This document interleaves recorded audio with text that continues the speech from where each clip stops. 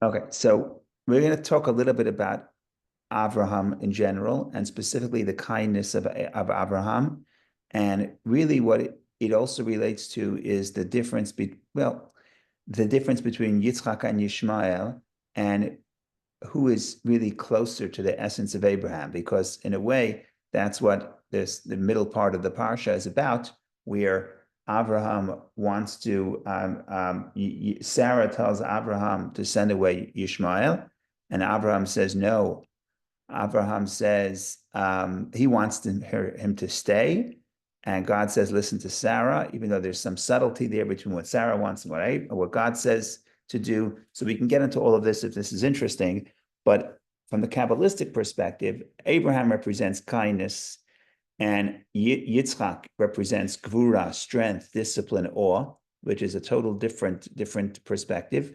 And what's interesting is that Yishmael is also considered kindness. That's his sort of sephira, that's his character trait. Um, Arabs are known to be very hospitable. They're known for other things as well, but we're going to focus on the positive. Maybe Bob could tell us stories from back in Baghdad about the hospitality, maybe, if we're lucky. But in any case, you have this concept of Yishmael, according to the Kabbalah, as chesed, is kindness. Abraham is chesed. So is it the same type of chesed? Is it a different type of chesed? Same type of kindness, different type of kindness? And so this is the springboard to figure out what is Abraham's kindness, what's the essence of Abraham's kindness. So the beginning point we're going to start with a piece of Talmud, and the Talmud makes a connection that on the surface seems like it's connecting points that are not really related. But when you get to the essence, you'll see that what the Talmud is saying is really giving us the essence of what Abraham's kindness is. So that is the outline of what we're trying to do here today. And I just want to, so let's jump right in. So there's a piece of Talmud. The Talmud says like this. Talmud says, this is two places in the Talmud, also in Sota. The Talmud says that when Abraham is arguing with God or pleading with God to save the people of Sodom, one of the things he says, God, please. In other words, he says, I know I'm starting to speak before God. He says, in a way of humility, he says, Anochi afar va'efer. I am dust and ashes. That's what he says, sort of as an introduction, because he's asking for a lot. In the beginning, he says, please save the city for 50. And then I think when he goes to 45, I don't have the book open in front of me, but when he goes from 50 to 45, and he says, if there are 45 righteous people, would you save the cities? But before he says that, he says, I began to speak before God, but I'm really dust and ashes. So it's a sign of humility.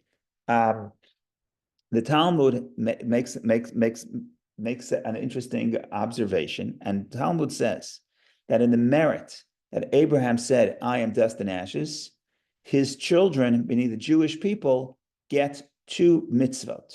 One mitzvah that's related to ashes, and what's one mitzvah that's related to earth, dust, earth, afar is earth. He says, I'm earth and ashes. What mitzvah is related to ashes? So it's the mitzvah of the red heifer. If you want to purify the impurity, you take the red heifer, you burn the red heifer, you take the ashes, you mix the ashes, and you mix the ashes with water, and that becomes the purifying agent. And then afar, so that's the ashes, and the mitzvah with dust or earth is the mitzvah of sota. What is sota? Sota is a woman who is suspected of adultery, and if she commits adultery, she cannot remain with her husband. But this is more than just suspected. Her husband warns her not to be secluded with a specific man, and she goes ahead and secludes herself with that man. So all the circumstantial evidence is for separation of this couple. So if you want to bring them back, so there's a process to bring them together, which is they would drink the water, bring her to the temple, and they would write down this portion, put it in the water, she would drink the water, whatever the case is. The details are not relevant for this second, but the bottom line is part of that mitzvah is they would take earth from this, they would take earth from the floor of the Mishkan, because the Torah is the mitzvah was presented when the Jewish people were still in the desert in the Mishkan. So they would take earth from the Mishkan and they would put it into this mixture. So that's the mitzvah related to earth. Now, if you ask me, there are many other mitzvahs related to earth. all the agricultural mitzvot in Israel, tithings and the Shemitah, the sabbatical, and the Jubilee. It's all mitzvot of earth. So the Talmud picks this one. So again, what are we saying? We're saying that Abraham, because he was so humble when he's talking before God and he's arguing with God or persisting that God should forgive the people of Sodom, or not forgive, he should spare the city of the Sodom if there are some righteous people there. He says, I am but earth and ashes, as a sign of his humility. And so the Talmud says, oh, because Abraham says, I am earth and ashes, that's why the merit is that the Jewish people get the mitzvot of earth and ashes. And like we said, the earth is the mitzvah, ashes is red heifer, and earth is the mixture, the earth that was placed into the mixture that the sotah would drink, this woman suspected of adultery, that will then allow her to reunite with her husband. Okay, the question is, this is just a very strange piece of Talmud. Like, what does one have to do with the other? What does Abraham being humble have to do with the ashes of the red heifer? It just doesn't seem very much connected. So what we're going to do is we're going to give a little Kabbalistic insight into the concepts of Abraham's kindness, and we are then going to come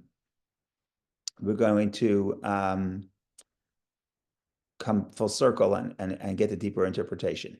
So just to make the question a little stronger, from the perspective of Kabbalah, the red heifer, the cow, the red heifer is gevura, is strength, is discipline. It's the opposite of Abraham. According to the Kabbalah, cow, par, I'm not an expert in the Kabbalah, but in any case, the red heifer and ashes and fire, think about it. It's very interesting. If you look at the mixture of the red heifer that would bring the purification, you have ashes of the red heifer and you have water. And somehow that's a combination of chesed, of kindness, because water represents kindness, water represents growth, water represents all of life.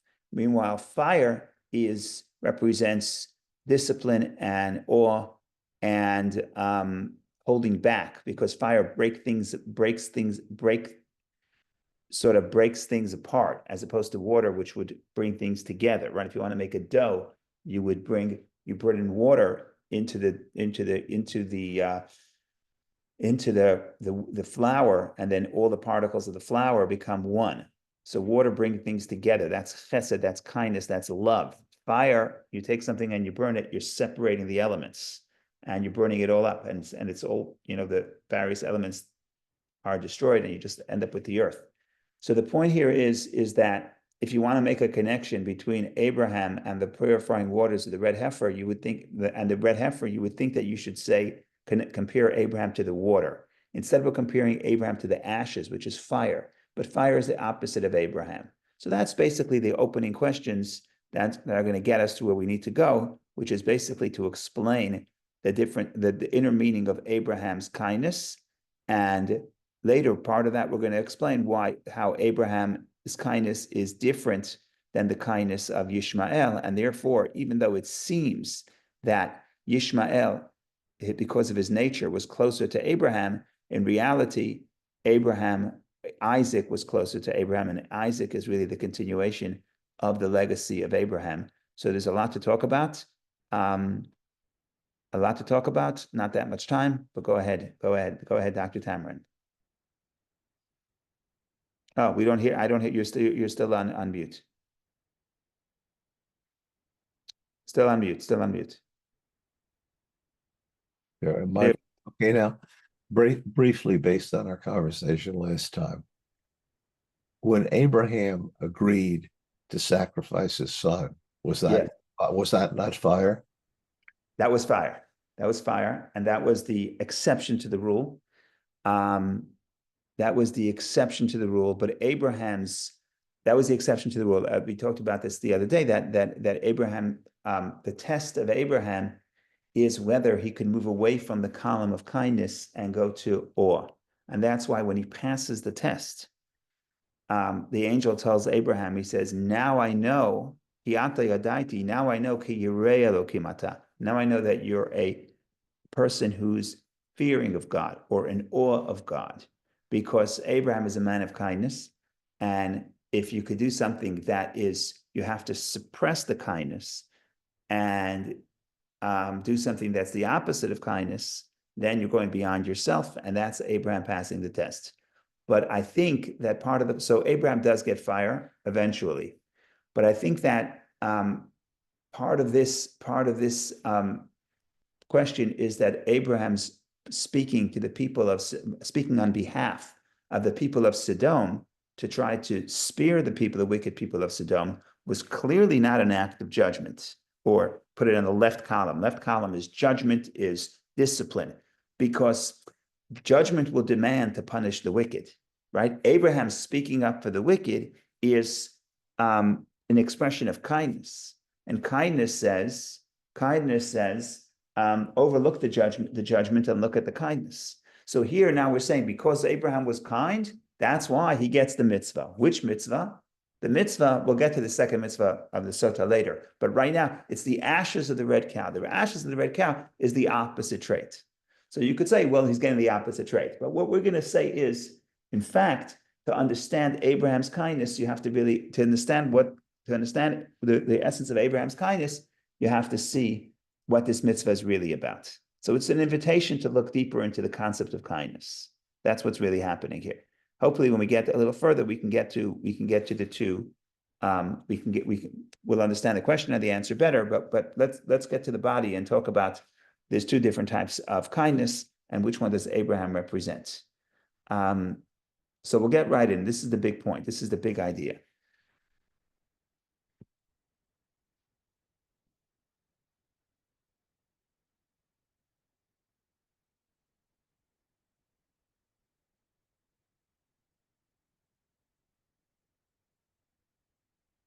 So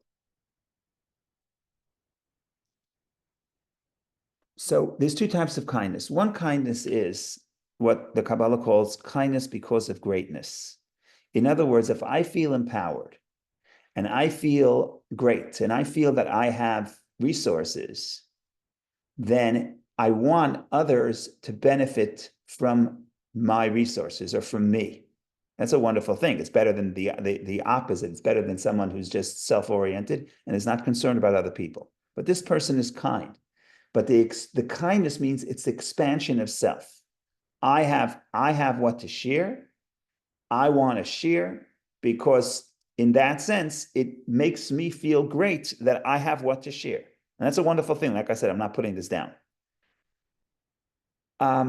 The opposite, that's one form of kindness. Kindness that comes from greatness. I feel empowered when I can give. The other type of kindness, which is the opposite, it's kindness that comes because of humility. And that's Abraham saying, I am dust and ashes. I am earth and ashes. It's not that I feel empowered and I feel great, and I feel that if I can share my resources or share my insight or share my wisdom or share my advice or share my expertise, it intensifies my feeling of greatness. By the way, I want to say that, just jump right in. The early Kabbalists, when you talk about the seven sfirot, the second emotional traits of a person, which reflect the seven traits of God, seven emotional traits of God. So in the Kabbalah, and later the Kabbalah sort of switches to the term chesed, which is kindness, as the first one. But in the early Kabbalists, based on the verse in the Bible, in Divrei Hayamim, in Chronicles, and we say it in our prayers every morning, King David says, Lacha Hashem hagedula v'hagvura. To you, God, is greatness and strength. And greatness is the synonym for, or the word for kindness. Because in a way, what is kindness? Kindness is a reaffirmation of my greatness. If I have $1 to give to somebody else, and I feel, wow, I have what to give, that's an extension of myself. It's an extension of my greatness. And it's a beautiful thing. It's a great mitzvah. But Abraham's kindness is different. Abraham's kindness is not motivated from a place of, I feel that I am great, and therefore I want to expand my greatness and reinforce my greatness. It's the opposite. It's, I feel that I am dust and ashes, and therefore I feel the other person is more deserving than I. So when I share or when I give, it's not because I feel great. It's the opposite. It's because I feel that the other person is more deserving. This reminds me of a person that lived in Crown Heights when I was growing up. And he had this organization that would give poor people, food for the Shabbat and the holidays. That was his thing for many, many years. And he would come to the shul, to the 770, to the Rebbe's synagogue, the Chabad headquarters, in the time when it was the most packed, a few times a year. So Shabbat, you can't raise money. But during the week, he would come with his big bucket and pass the bucket around. And he was an elderly man at the time, and he had a very loud voice. And he would basically pressure people to give the money. So one of the times that were the most packed is before the first slichot, the week before Rosh Hashanah, Saturday night, 1 a.m. The shul is packed, and he would hand out his box, and he would I don't know what the word is. He would try to encourage people to give. So his famous line was, take out your pocketbook, take out $1 and give me the rest. That was his thing. So in other words, when a person feels, so why am I saying this? What's the difference? What's the difference of the motivation of the kindness? The answer is very, very simple. What happens if the kindness is at my expense? In other words, if for whatever reason, the kindness that I have to perform is going to put me in jeopardy in any way, shape, or form. So if the motivation for my kindness is because it reinforces my sense of greatness, then but again, it's starting with the self. It's starting with the perspective of I feel empowered, and I feel great, and I feel like I have what to share, and therefore I want to share. If that's the starting point, and the starting point is the self, then there's going to be if there's some conflict between my desire to give and my own well-being, I'm not going to give. If the motivation is that I feel that the other person is more worthy than I, then the fact that somehow this giving is going to harm me or put me in jeopardy is of no consequence, because I feel like I shouldn't get it more than the other person. So in other words, there are two people that could be giving charity, or two people giving kindness, or two people sharing advice. It doesn't really matter what you're giving, but it's an expression of kindness. But so on the surface, they look the same. But at the core, beneath the surface, because they're both doing kindness, but it's a different type of kindness. One kindness is motivated by self, and one kindness is motivated by humility, by the sense that I'm dust and ashes, and the other person is more deserving than me. And essentially, of course, with Abraham, it's coming from kindness, and with Yishmael, which we can get into if you want to, but Yishmael is also kindness, but from the Kabbalistic perspective, it's a different type of kindness. So Yishmael is also expressing kindness, also expansiveness, is not discipline. We could talk about this. We may have mentioned it. I don't know if this year, if not this year, in the past years. And Yishmael, when Hagar runs away, she's pregnant, and she runs away from Abraham's home, and the angel meets her and says, "Go back to Abraham's home, Sarah's home, and accept her burden." And he promises her that you're going to have a child. And he says, he's going to be a para Adam, a wild man. And many people took that, Yado Bakol, his hand is in everybody, is in everything, everyone's hand is in him. And a lot of people read that statement as a derogatory statement. But some of the commentaries say, no, it's not a derogatory statement, it's a beautiful thing. That Yishmael, he is para, he's wild. Wild means expansiveness. Wild means he's not accepting limitations. And that's why they don't like civilization. They like living in the desert, where there's wilderness. In other words, where there's expansiveness, and it's more of a tribal place, nomads, but there's no obligation to sort of settle down in a disciplined way. And in some ways, that's the expression of Abraham's spirit. Abraham's spirit is freedom. Abraham's spirit is love. Abraham's spirit is sharing with everybody. The idea of Judaism is sort of the mixture of Abraham and Isaac, because Abraham is this free spirit, but Isaac is expressing it in a disciplined way, because Isaac is about discipline, and Isaac is gevura, is strength. So if you had Abraham and Yishmael, you would have freedom, but you don't have, you can't create a nation, because you have to be able to have that discipline. So in other words, so in some sense, the point is, in some sense, Abraham and Yishmael seem much closer, and Isaac seems very different. But if you look at the motivation of Abraham's kindness, so even though Abraham epitomizes kindness in the Kabbalah, he's chesed, but it's not a chesed, it's not a kindness that's motivated by expansiveness, it's a kindness that's motivated by humility. And the whole idea of awe is also humility. So now I ask you, if you have to take you to the therapist and say, who's Abraham's kindness? Is Abraham closer to Yishmael or is Abraham closer to Isaac? That's a very interesting question, because if you look at externally, if you look at how Abraham lived his life, it seems that Abraham is chesed, Yishmael is chesed, Abraham is kindness, Yishmael is kindness. They're exactly the same.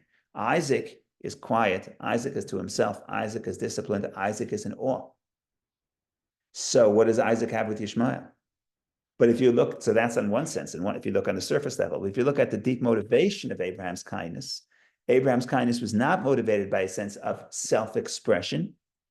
Abraham's kindness is motivated by Anochi afar va'efer, I am dust and ashes. In other words, it comes from humility. Why am I giving the other person? Because the other person is more deserving. So in that case, so that's an interesting observation. But in other words, what is the nafkamina? What will emerge? What's the difference between the motivation of kindness? It's not just to sit and pontificate, but the difference is, it would be very clear. Would you put yourself in jeopardy? Would you put yourself in jeopardy to help the other person, to extend your kindness? And if you think about it, with Abraham, you see he does. Where do you see it? You see it first last week, where Abraham goes to war to rescue his son-in-law, his nephew, Lot. And even in this week, in the opening statement of this week, the opening scene, where you see that Abraham runs to invite the guests, even though he's experiencing the revelation of God at the time, right? With the opening scene of the Parsha is God appears to Abraham. And the next verse is Abraham sees there are three men, so he runs toward them. And then verse 3, he tells, assuming it's not exact, there's two ways to read the verse, but one way to read the verse is he tells God, please do not pass from your servant. In other words, please wait here, because I'm busy helping the guests. Now, for Abraham to jeopardize his own spiritual connection to God for somebody else, that's a sacrifice. For anybody, it's a sacrifice. So again, if the motivation of kindness is the expression of self and expansion of self, which is a beautiful thing and a beautiful mitzvah, then it has a limit, because it's not going to be at the expense of self.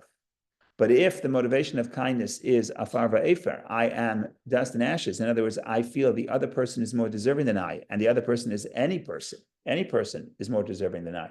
I'm experiencing revelation of God, but that person just traveled the desert and they need a drink of water. So what comes first? Of course, the other person.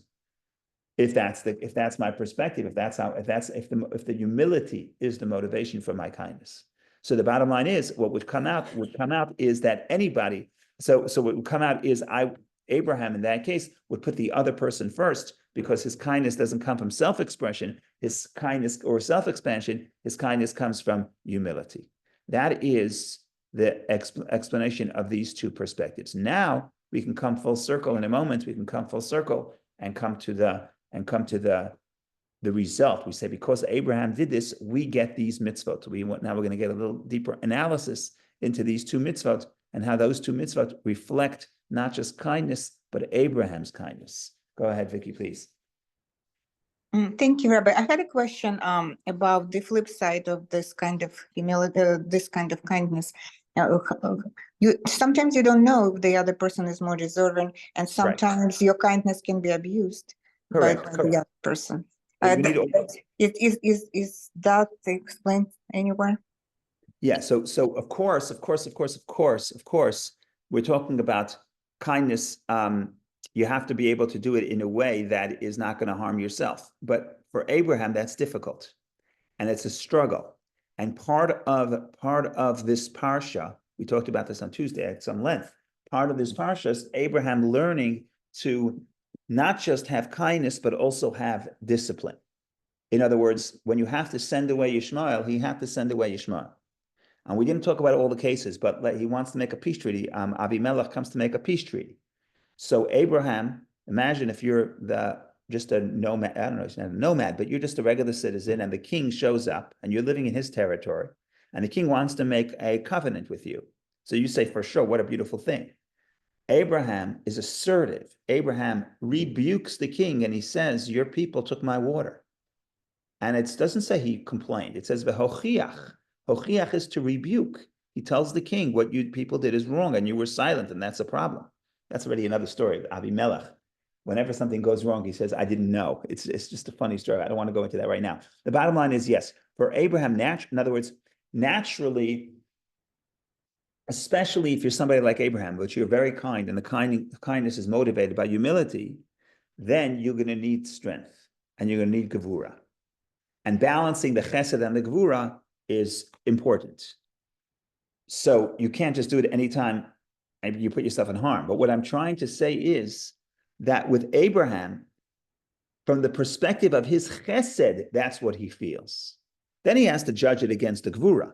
Right? But I'm just saying, if you ask Abraham's kindness, and Abraham has an innate desire to help the other person, even at his own expense. I can go to shul and hear the rabbi's sermon and be inspired, or I can go and help somebody else and I don't know, whatever, go greet the guests. So Abraham naturally is put the other guy first. That's his chesed. Now you can't always do it. You need gevura to manage that out. My point is, but that is what the chesed wants, because his chesed was motivated by humility. So it's not in his nature. It wasn't his nature. But I'm saying it's his my point is the other person. Yishmael doesn't have the struggle, because even the kindness that he has, is not a kindness that is about humility. It's a kindness that's about expansion of self. So obviously, there will never be a conflict between. If there's not going to be a conflict, there'll be no desire to put the other person first at the jeopardy of self, if the kindness is motivated by self-expansion. With Abraham, that's the motivation of the kindness. Now, don't follow that. You have to balance that. But I'm saying that is what he feels. Abraham truly feels, Anochi afar va'efar, I am dust and ashes. And therefore, I want to help other people, even if it's going to harm me. Now, he has to learn not to always do that. And even with the story of Sodom, God conveys to Abraham that Abraham stops requesting when there's no 10 people. In other words, at a certain point, Abraham accepts the concept of judgment, but it's not natural to him. But all I'm trying to say, what I'm trying to say is that only Abraham, because he has the kindness based on humility, motivated by humility, that's why he has this struggle. If Abraham's kindness was a kindness based on greatness, it's not a bad thing. Remember, that's what God has. Like I said, the early Kabbalists, King David says God is great, meaning God is kind, because God is not humble in the conventional sense. God is, to the contrary, God is a source of all goodness. God is a source of all life. And therefore, God wants to expand that expansiveness. He wants that kindness to flow outward, right? One of the motivations for the creation of the world, according to the Kabbalah, the Eitz Chaim says, Teva ha'tov lahetiv. God is good, and therefore he wants to do good, because the nature of the good is to do good. So it's not a bad thing. We're not saying this is ego. We're not saying this is an expression of ego. We're saying it's an expression of self, which is fine, which is good. And but in that sense, that kindness that kindness wouldn't put the other person first. In other words, wouldn't do the kindness at the expense of expense to self. But with Abraham, it's the opposite. Abraham, the motivation is not greatness, the motivation is humility. Now, Vicky says, 1 second, you're going to be trampled on, you're going to be hurt. That's right. And that's why Abraham needs to develop also gevura. And that's what this parsha is all about. But putting that aside, but what is the motivation of his kindness? Let's analyze his kindness. Not when should he exercise the kindness and when should he exercise gevura. That's a separate question. That the whole parsha is one long struggle. How much discipline and self-control does Abraham have to superimpose into his life? It's not his character trait. So that's a separate discussion. But what we're trying to do is analyze the kindness itself and tell you it's not the same kindness. 2 people are writing a check. It's not the same check. I mean, it's the same check in the external level. So externally, Yishmael looks much more similar to Abraham. But internally, if you want to go to the depth of what Abraham's feeling, Abraham feels much closer to Isaac. Abraham feels in awe. Awe means there's something greater than me. That's what awe is. There's something greater than me. And therefore, yes, I'm experiencing the revelation of God, But there's an Arab who's an idol worshiper. The Talmud says they would actually worship the dust on their feet. And that's why Abraham says, wash your feet before he brings them under his tree, because it's basically washing away the idol. But the point here is, I may be experiencing divine revelation, but there's somebody else who needs a drink of water. Isn't that much more important than what I need? Right? Now, but sometimes it is, sometimes it isn't. So you have to impose the gevura. But what I'm trying to say is the chesed itself wants to put the other person first. Abraham's chesed, Abraham's kindness, other forms of kindness, no. So I said a lot of things, but I hope I addressed the concern. If I didn't, please let me know. Yes, you did. Thank you so much. So it models for people who are naturally born with the Abraham kindness, models the paths to acquire some gevura. Right. Yeah, that's the whole parsha. Yeah, but that's the subject of Tuesday. It's not the subject of Friday. Subject of Friday is understand that kindness has two layers. There's the kindness that is motivated by greatness, and there's the kindness that's motivated by humility. Okay, let's go full circle, because maybe that will help us explain.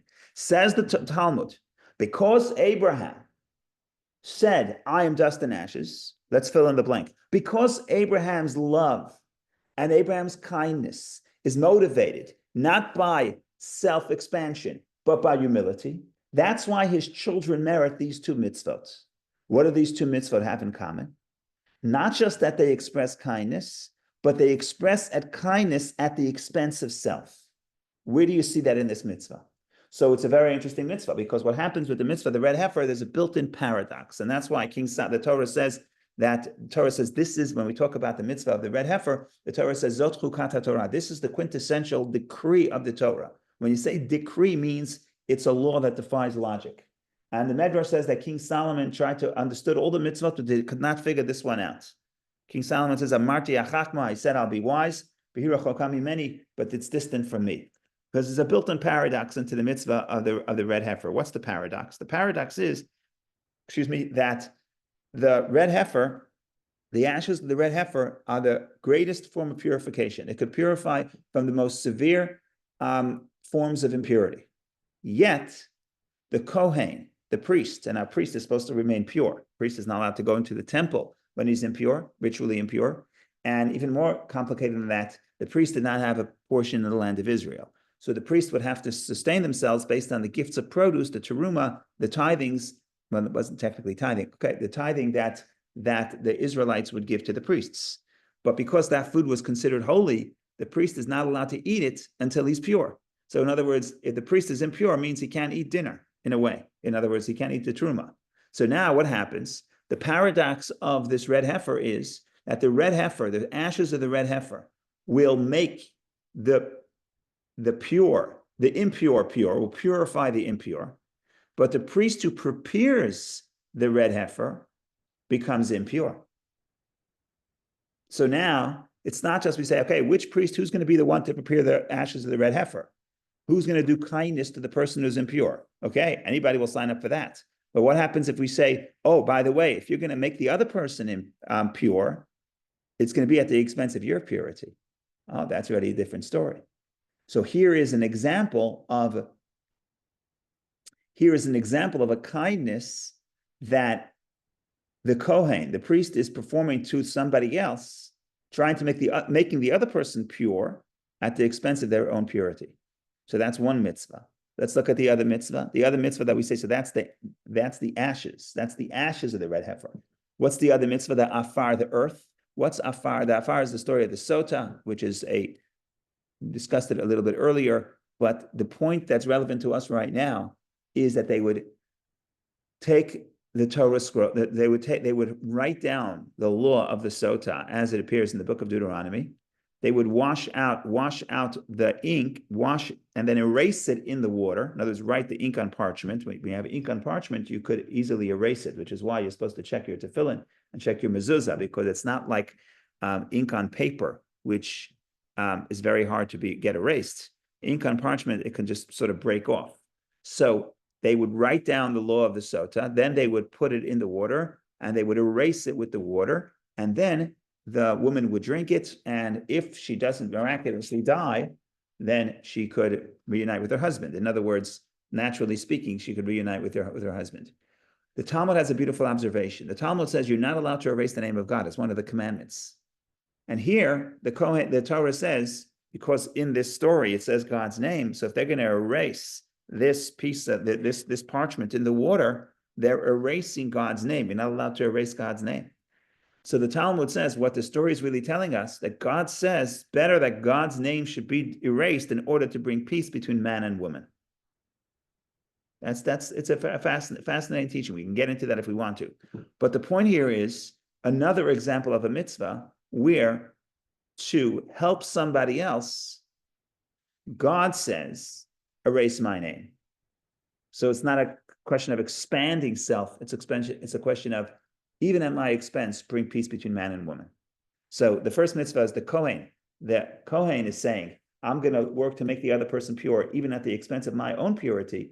And the second mitzvah, it's going to be the mitzvah of God himself saying, at the expense of the holiness of my name, bring people together, perform kindness. So what do we see from here? We see from here, when you say because Abraham did it, that's why we have this mitzvah, what it could really be saying is Abraham is the empowerment for us to be able to have this form of kindness. How is it possible that there should be a priest that would say, I'm going to work and make somebody else pure at the expense of my purity? How do we get that mitzvah? But it doesn't mean how do we get that mitzvah. It also means how do we get people who are able to demonstrate that mitzvah? How do we get people who are able to do kindness in a way that would put the other person before themselves? How do we get it? Because Abraham started it. And Abraham taught us how to do it. And Abraham modeled it. And if you want to get mystical, and Abraham passed that trait on to us in our spiritual DNA or even biological DNA, that we have that form of kindness. So that's the story in short. Again, the ability to think about kindness, not just as expansion of self, but as putting the other person first. And the test would be, do I do something for the other person at my expense? I think about this all the time. You know, I want to be kind. I want to take care of my children. I want to I don't know, I want to help my friend. But would I do it when at my expense? So, you know, I just remember before I got married, I was talking to a friend and he says, let's say it's late at night. I don't know why I remember this. This is 20 years ago. He says, let's say it's late at night and your wife is very tired and she wants a drink of water. Would you go downstairs and bring her a drink of water? I wasn't married, so I didn't know. I said, of course, what's the question? So then he says, yeah, but what happens if you're also very tired? That's already a different question, right? It's very easy to go get the other person a drink of water when I could. But what happens if I could say, well, I'm also in the same position. Maybe she should get me a drink of water, right? So in other words, would I do it when I'm also tired? That's already a different form of kindness. And this is not a kindness that I want to be the best a husband. No, this is a kindness of I could feel the other person's need before my own. A different type of kindness. And that type of kindness is the kindness we get from Abraham. And that type of kindness is the kindness of is different than the kindness of Ishmael. And in a way, that's why Abraham and Isaac are much closer to each other, even though on the surface it looks like they're more apart. Because on the surface, one person was into discipline, one person's into kindness. But the kindness was not expansion. The kindness was putting the other person first, which is basically saying something is greater than me. That's not love. Something is greater than me is awe. Love is, I love it, expansion of self, I want it. Awe is something is greater than self. Abraham's kindness is motivated by the awe. Okay, that's enough for today, just to get us thinking. If anyone has any comments or questions, please share. Otherwise, have a wonderful week, and we should meet each other in good health and only good things. Go ahead, Bob, please. You know, when we look at the patriarchs for Chesed, Gvura, and Tiferet, you know, it's not that obvious on the surface. I mean, you know, if you look at the highlights of Abraham and you see, you know, his dealings with Avimelech or his dealings with Sodom, and, you know, yes, he welcomed the three messengers. It was an act of chesed. And ironically, you'd look at Isaac and think he was the weakest of all the three patriarchs. And, you know, Yaakov had his own issues. Now, I know it's somewhat confusing, but is this for us to look at these great patriarchs and try to emulate them, or what? The short answer is yes. The short answer is yes. But what I would say is that it's not so much that we have to, according to the Kabbalah, if you're the Jewish soul is a biological descendant of the three patriarchs. And if you're not a biological descendant, if you're a convert, then you're a spiritual descendant. So either way, we're this, by the way, just an interesting phenomenon. And they asked Maimonides a question. There was a convert in the days of Maimonides who asked the question. He said, how can I, in the prayer, say, in the first prayer of the Amidah, we mention the patriarchs. And you say, our God and the God of our fathers, the God of Abraham, the God of Isaac, the God of Jacob. And the question was, how could I say that if it's not the truth? I'm not a child of Abraham, Isaac, and Jacob, not a biological child. And Abraham said, and Maimonides writes to him, and it's also, I'm pretty sure it's brought down in the Code of Law, that a convert also says the God of our fathers, of Abraham, Isaac, and Jacob. First of all, because they are spiritual children of the patriarchs. So either spiritual child or biological child of the patriarchs, according to the Kabbalah, we each have all these traits. In other words, we have the ability to cultivate within our soul what already exists. We just have to let it sprout, both Abraham and Isaac and Jacob. And sometimes we're like Abraham, sometimes like Isaac, sometimes like Jacob. So these are lessons for us how to live our life, but it's not so much lessons. This is even more general than, well, how do I live my life tomorrow morning? It's what traits do I know, what potential do I know that I have? So if I look at the stories of Genesis and I say, well, I'm coming to a scenario and I don't think I can do this. Say, but Abraham did it, or but Isaac did it, but Jacob did it. And if they could do it, you could do it. Why? Not because necessarily we're as great as them, but because we have something of their DNA is in our soul. And that's why the Talmud says every person has to say, when are my actions going to reach the actions of Abraham, Isaac, and Jacob? At least to a degree, at least somewhat. Me, Abraham, Isaac, and Jacob, they were the righteous. The Talmud says they were totally submitted to God. They were merkava, they were chariot to the divine will, which means they have no will of their own.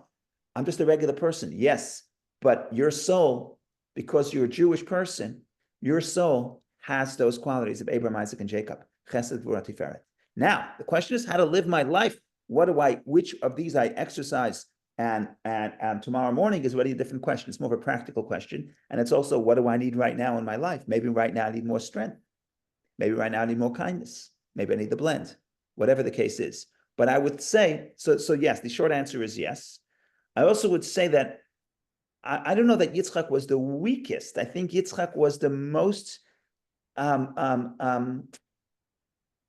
Avram is self-expression, Yitzchak is the opposite. He's the quietest. He's the most introspective. But I don't know that it's necessary. I don't know that I would characterize it as weakness.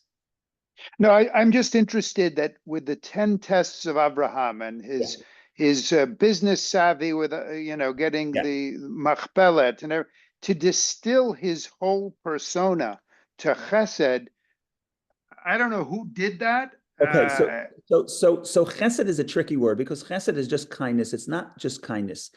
Remember, if you're going to say that all human emotion could boil down to 7 emotions, and those 7 emotions are really 3, and those 3 are really 2, chesed and gevura, you have to understand that chesed is much more expansive than just kindness. Chesed is kindness, it's love, and it's self-expression.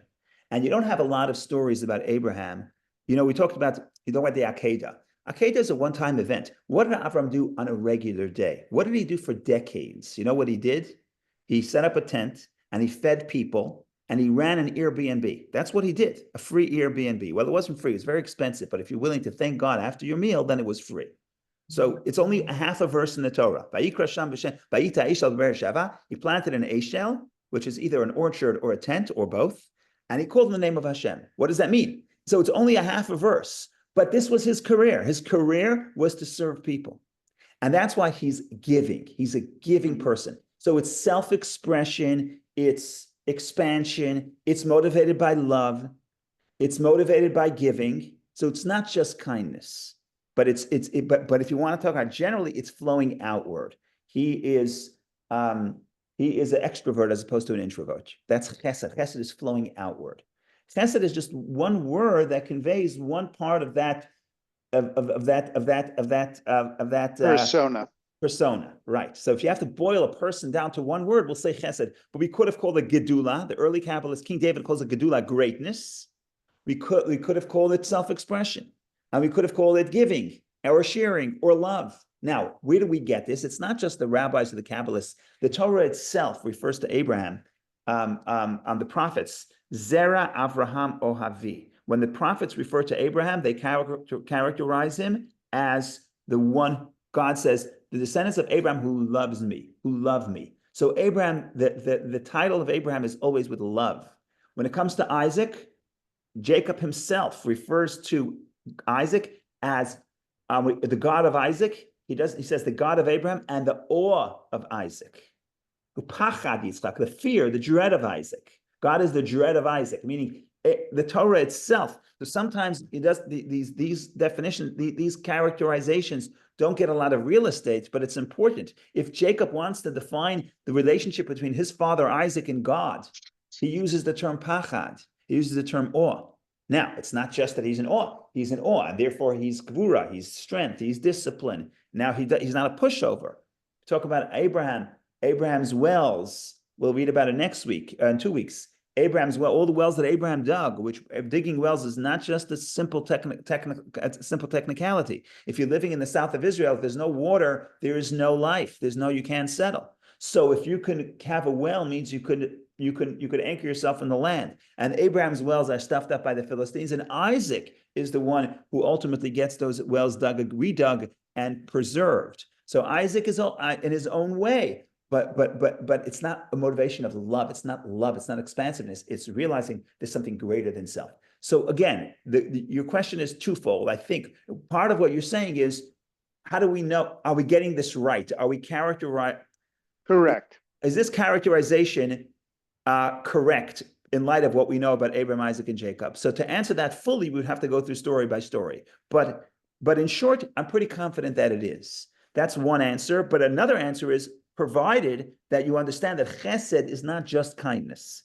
Chesed is a whole slew of emotions that are in the kindness. That kindness is just one label for that right side of what the Kabbalah would refer to as the right side of the emotions.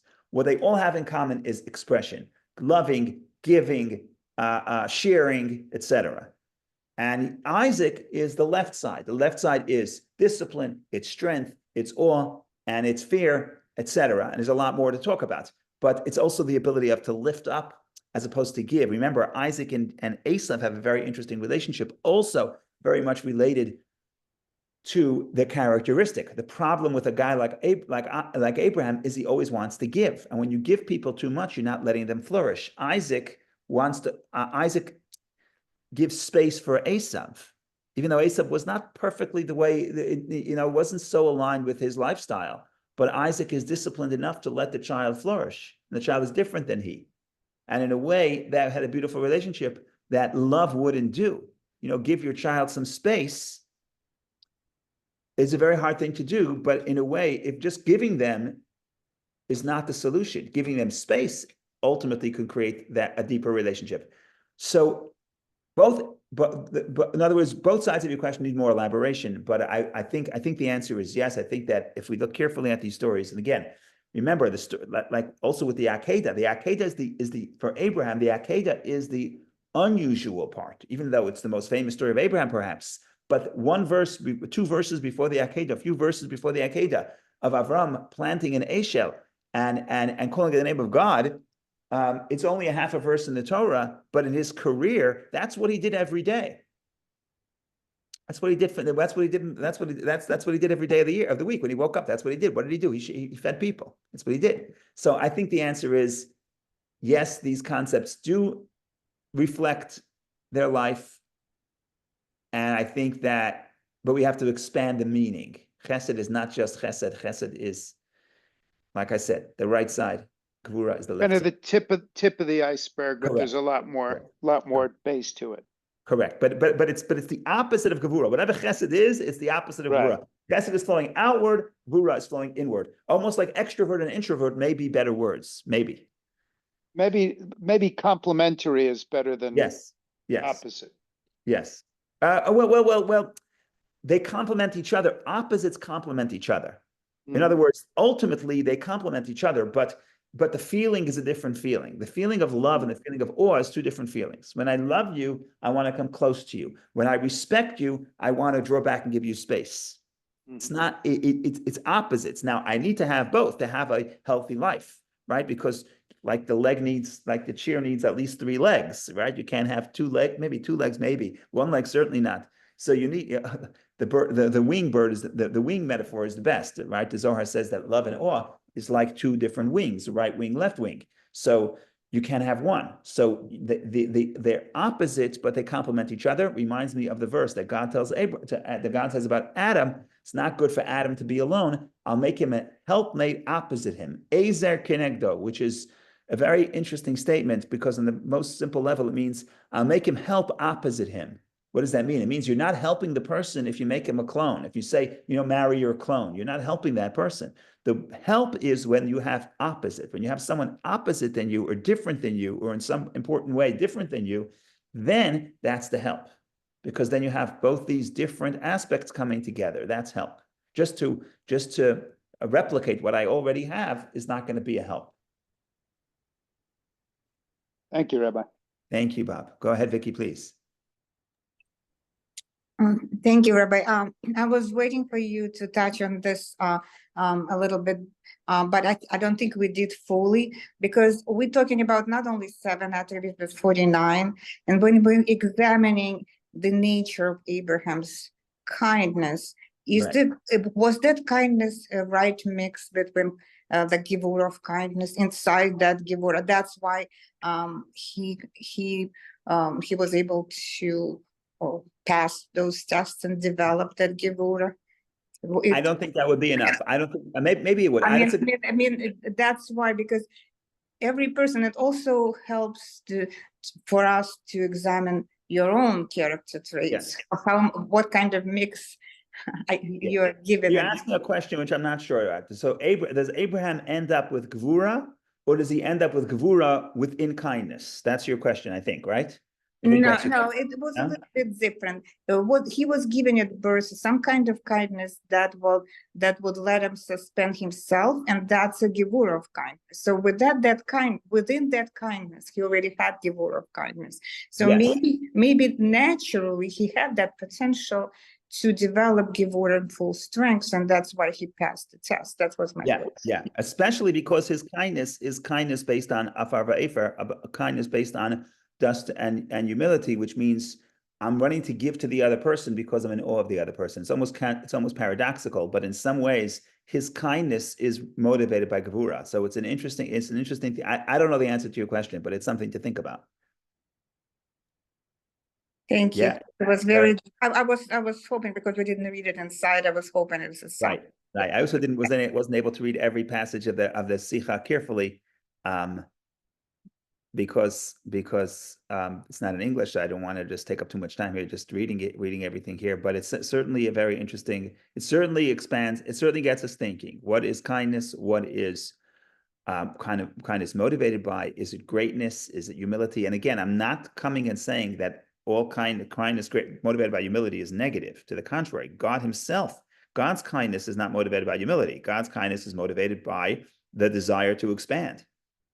To have atayv lahetiv. If you're good, you want your goodness to flow. That's the natural.